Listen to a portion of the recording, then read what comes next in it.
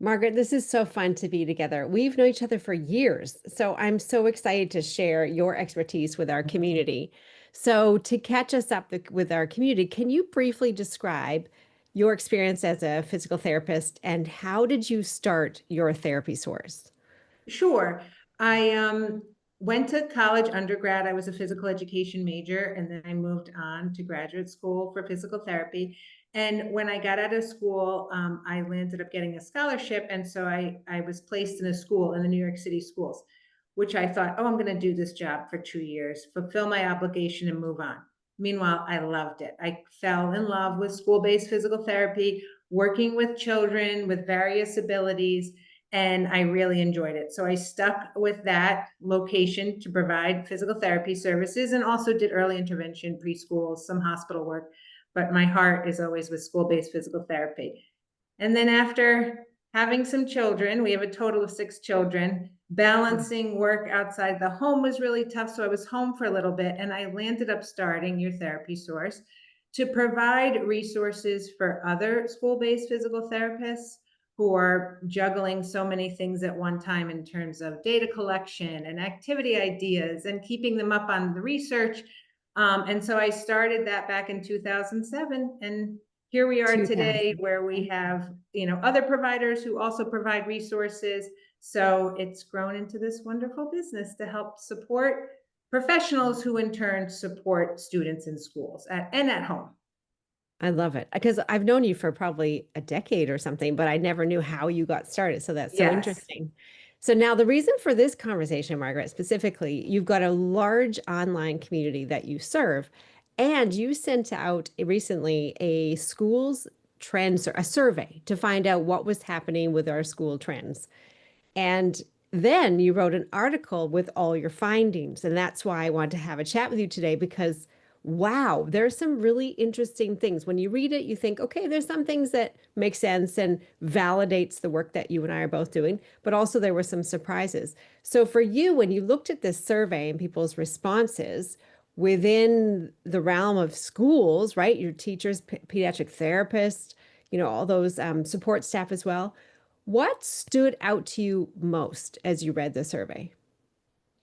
I wasn't exactly surprised, but I was surprised at how high the percentage of people who reported that self-regulation.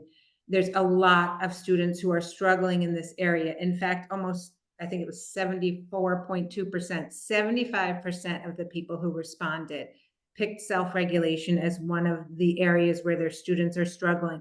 And I got over 1,000 responses within of providers who work within the United States. So it was a large response rate, which was wonderful. And then to see that high of a rate on self-regulation kind of is what we're all seeing and saying, but to see some quantitative numbers behind it, quantitative numbers is sort of nice to see. And just backing up what we see.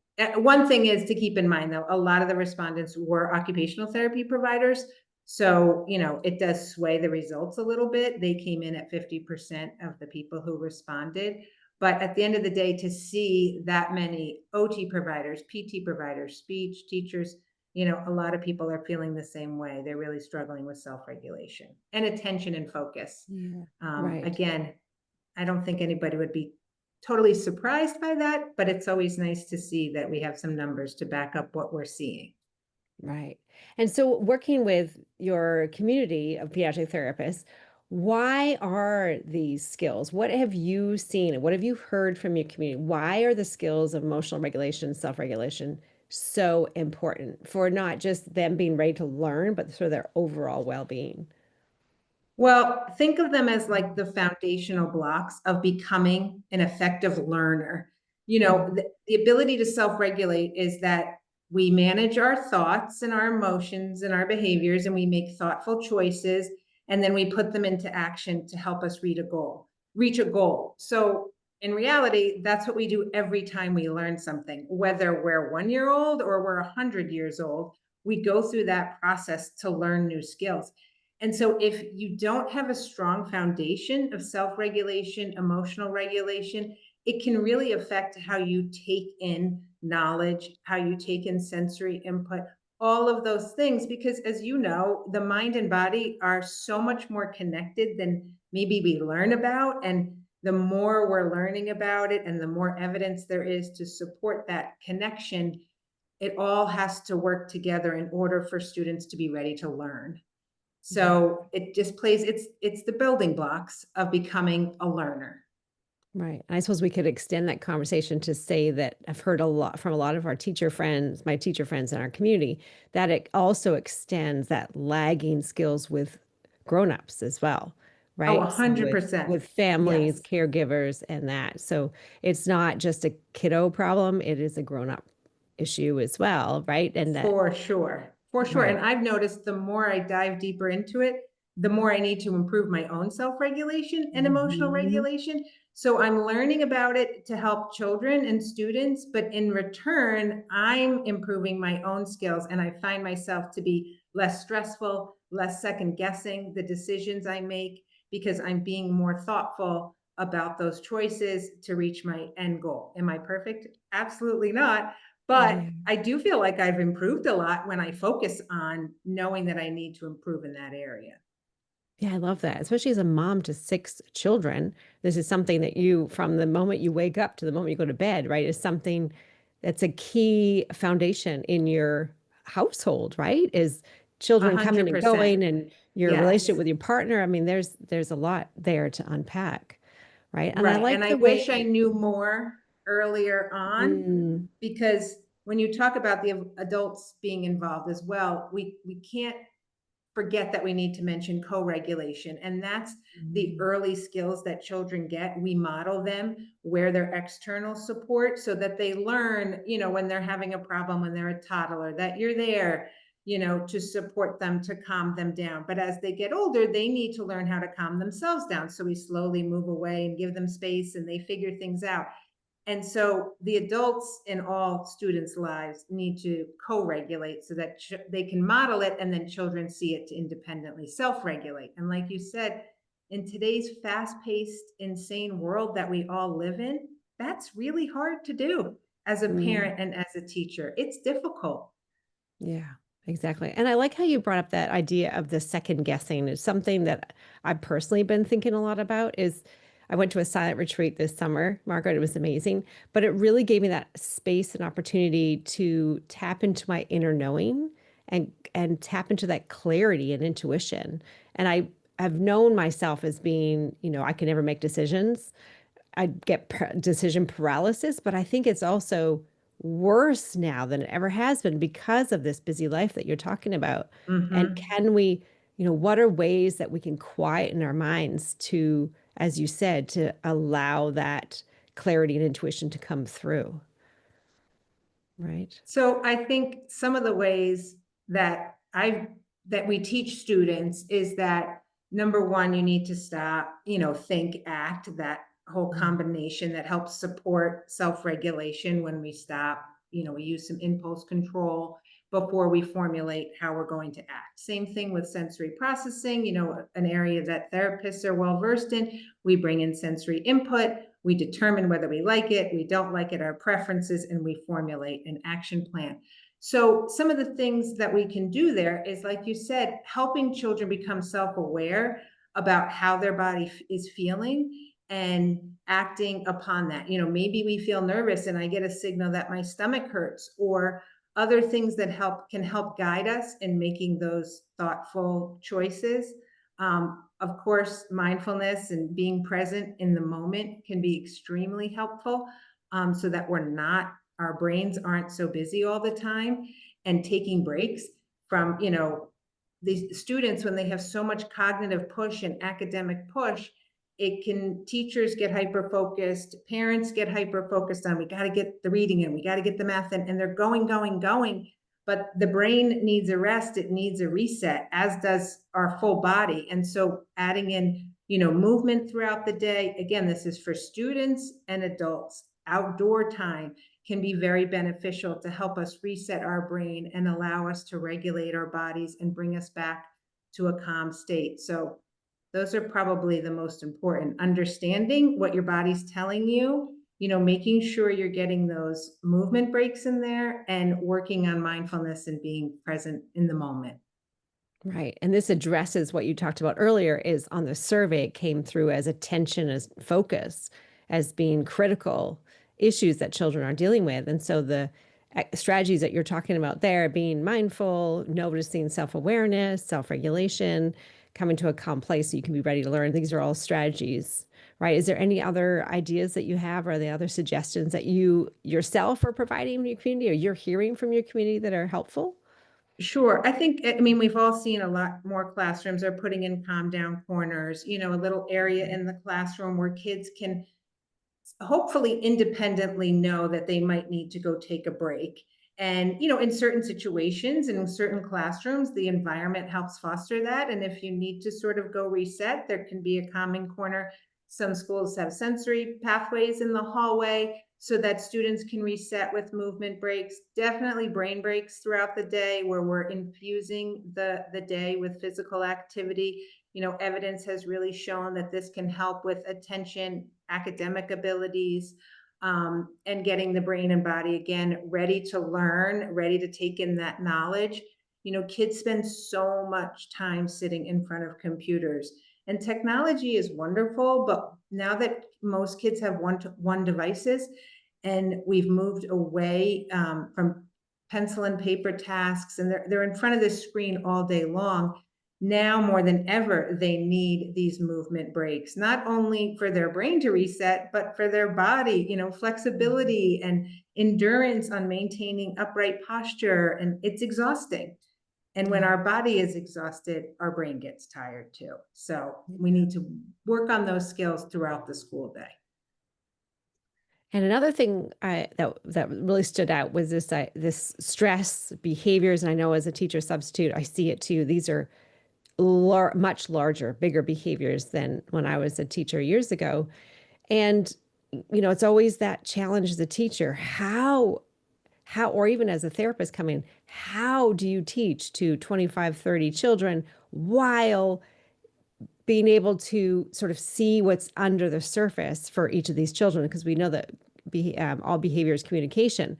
But how in the world is one person supposed to manage all that? And so, what are you seeing as? Because you're a pediatric therapist, your community, are they usually coming into the classroom, or they will? I'm usually pulling out into sessions, right? Right. It could go either way. A lot more therapists are pushing into the classroom now, which is wonderful because I think that's where we belong, in supporting teachers and supporting all students. If I could have it my way, we'd be co-teaching with teachers in there, especially in the younger grades.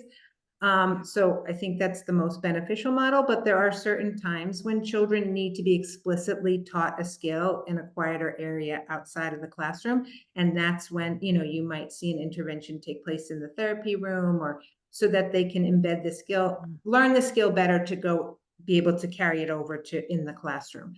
So I would say, they provide it both ways. But yes, it's overwhelming to think that Mm, a teacher needs to meet all these needs. And the only thing I can say is the expectations on teachers are so incredibly high by parents, by administrator, I'm on the school board, by the school board.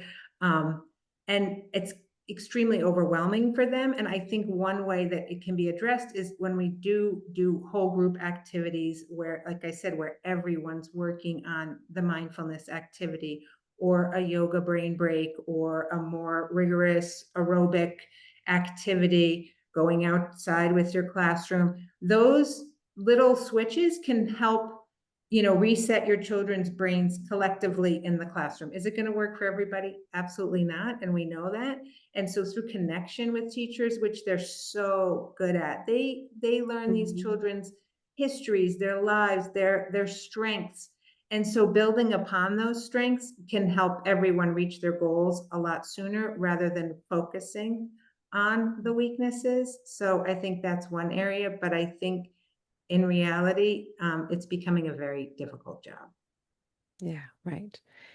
So thinking about our experience together working over the years, you've always been a huge support or of yoga and mindfulness within school-based communities. So from your experience with your pediatric therapist, have there been certain activities in particular that your therapists have really loved the most, whether it be breathing exercises or yoga postures or yoga games or mindfulness? Have there been a favorite over the years? Well, breathing exercises are always a favorite only because it doesn't really require any equipment. You can teach them at a very young age. This is a skill that they can use throughout their entire lifetime. And you talk about us learning as we go. When you teach a child a new breathing technique, you're also practicing and improving your ability to use that breathing technique. So it really helps everybody involved. It doesn't cost anything. And it can be Love done it. with large groups. It can be done in small spaces. So, I think breathing exercises, of course, are essential. But some kids don't respond well to them, or might need a larger intervention than that. So I would say, trying to think of another.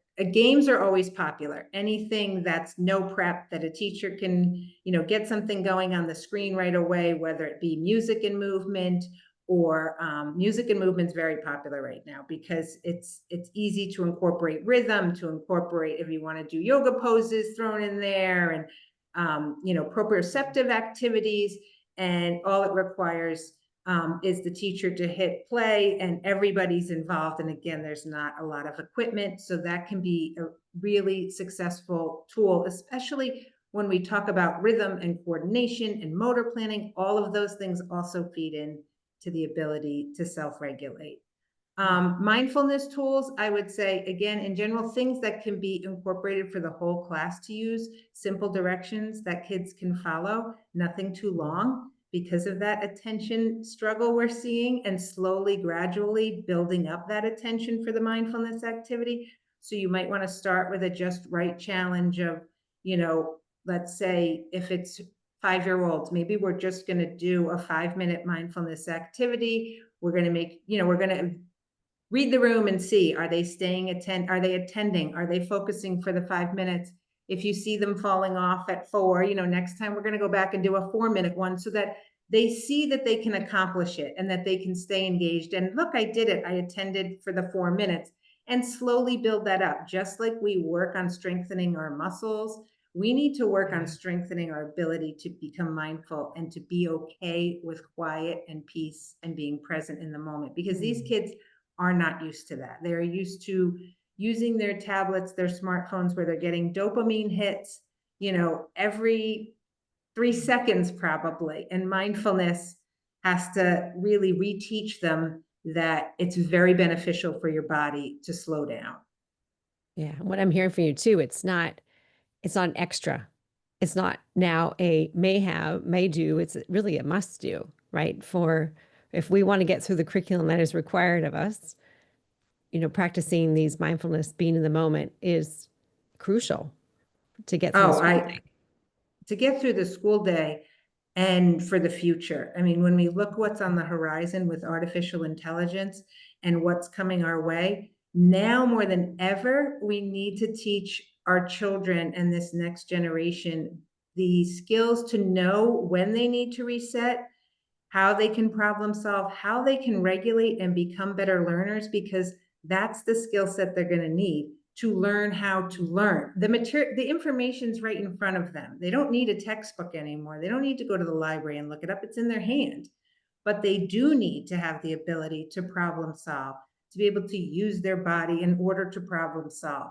And without that, we're just, another blip in the AI universe. So I Right. think more than ever, we need mindfulness, movement activities, physical activity, embodied cognition, hands-on learning. I could go on and on.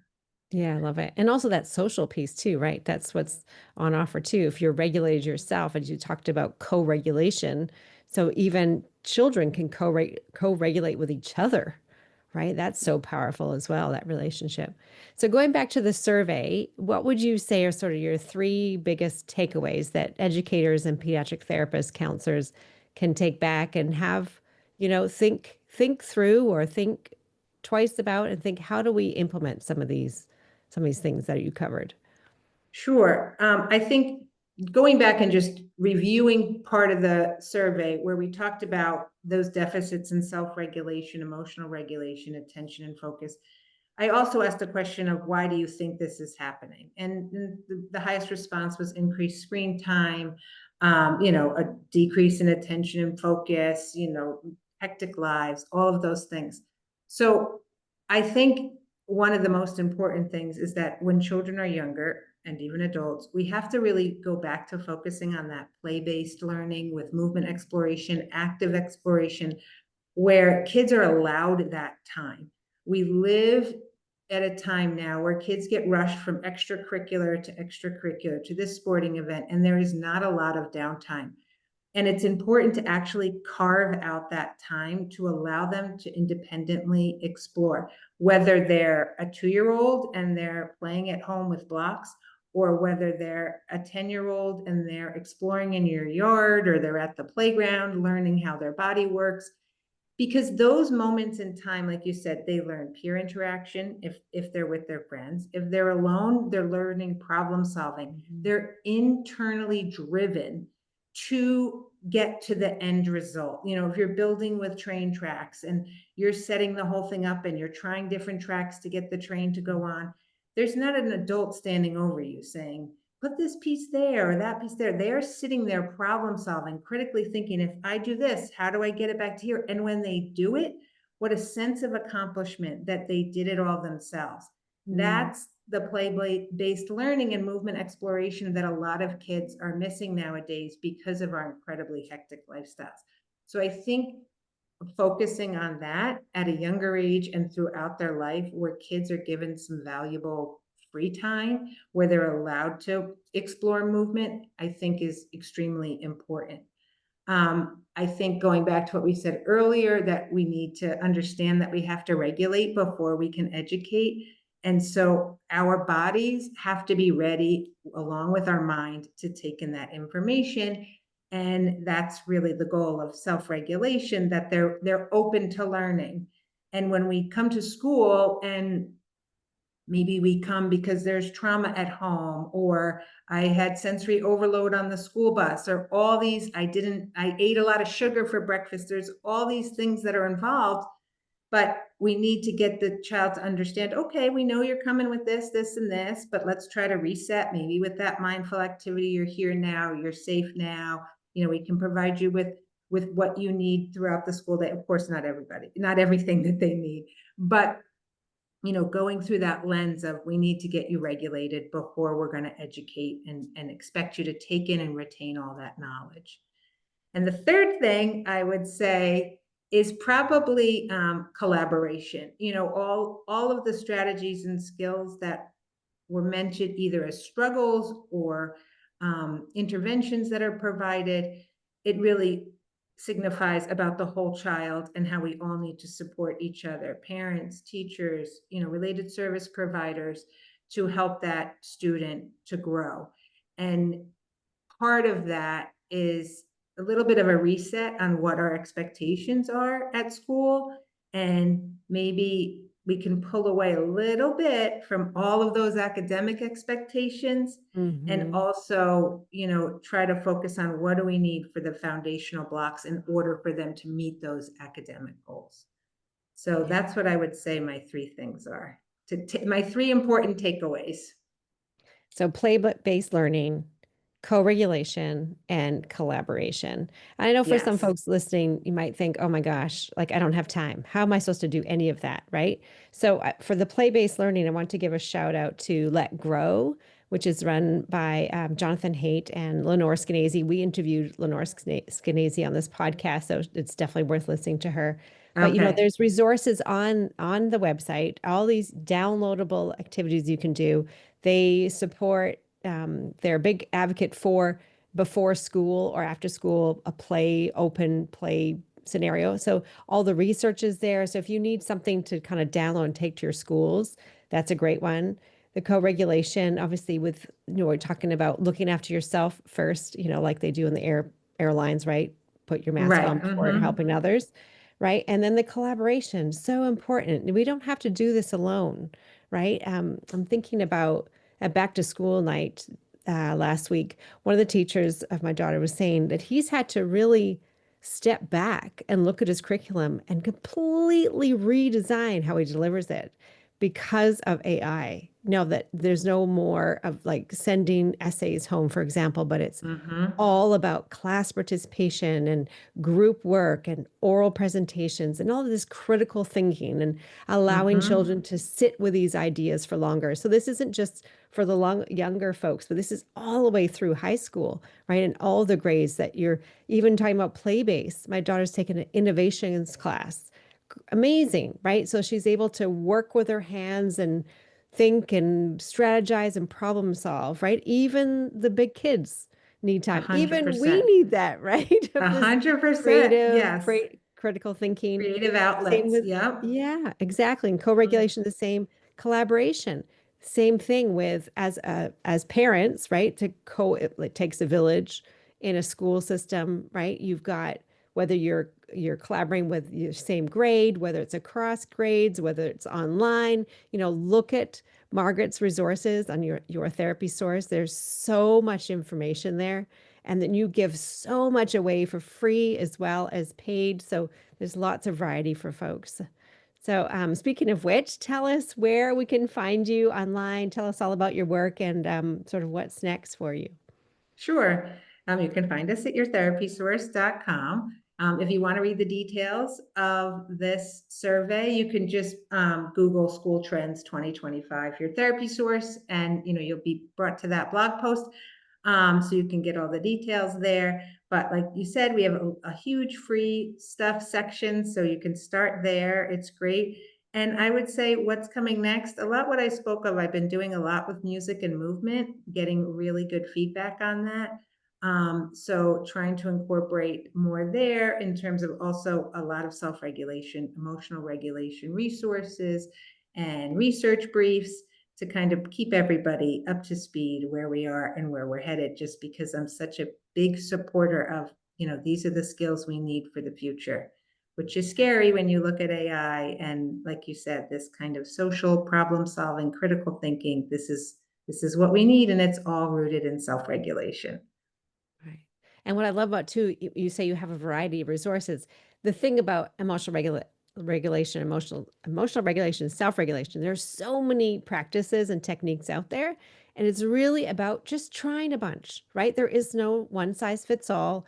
You're going to have your own preferences. Your students are going to have their needs and preferences, but just try them. Try different things and see what sticks, right? Or try and give yourself, I'm going to try this one for a week or that one for a month and then carry on. So just be creative. It's yes, that is so important because exactly like you said, I think about it just like we think about sensory preferences. Some Mhm. people can't stand the tags on their shirt, some people don't care, some people like socks, some don't. And all of this is the same thing. That's input, you process it, and you have an output. And it's the same thing, with self-regulation and our emotions. And so trying different strategies that work and being self-reflective as you're trying them, like, oh, that was really helpful, or I'm never doing that one again. Instead of it, getting me ready to learn, I got so distracted down a black hole, so you're very right in saying, make sure we're self-assessing as we're going. And for some students that may require external support of you asking them, what did you think of that activity? Yeah. That's really important because then you're the external cue to how they're reading their body signs. And some kids might need that in order for them to understand, oh, my body's telling me that. I'm glad you asked me that question. I hadn't really put two and two together. Right. So And that can be helpful. if it all goes pear-shaped, humor is the best Yes, medicine too, right? never And fails. yeah, my friend was telling me the other day, she's a counselor. She was working with a kindergartner and he was dead set about coming to class. And so she tried everything in her toolkit. She's been doing this work for decades, right? Tried all of her little things in her toolkit. And eventually she said, all right, you win. You just, and they just had a laugh, that's it. And Right, then she's like, you're so good. I'll come back tomorrow, kind of thing. Like right, right. if it doesn't work the first time, doesn't mean you need to throw it out, right? Just Exactly. Doesn't come mean you back need to, to throw it out, do exactly what she did. Sometimes we have, not sometimes, a lot of yeah, the times we're better off following their lead. yeah, They sometimes know more and, ask, inquire, give choices, give visual right. supports. so that they can be involved and have some agency in how they're helping themselves, improve their self-regulation. You might be surprised at how much little kids know about what works for them. I love it. Thank you so much, Margaret. It's just been such a joy all these years working together and so great to finally have a proper chat person to Yes, yes, person. it was So great. thank Thank you for you. asking me. We Oh, always thank you. appreciate all your resources as well, again, to really help with that end goal for children to learn how to self-regulate and adults while we're at it. Awesome. Thanks, Margaret. Talk to you soon. Yep, bye-bye.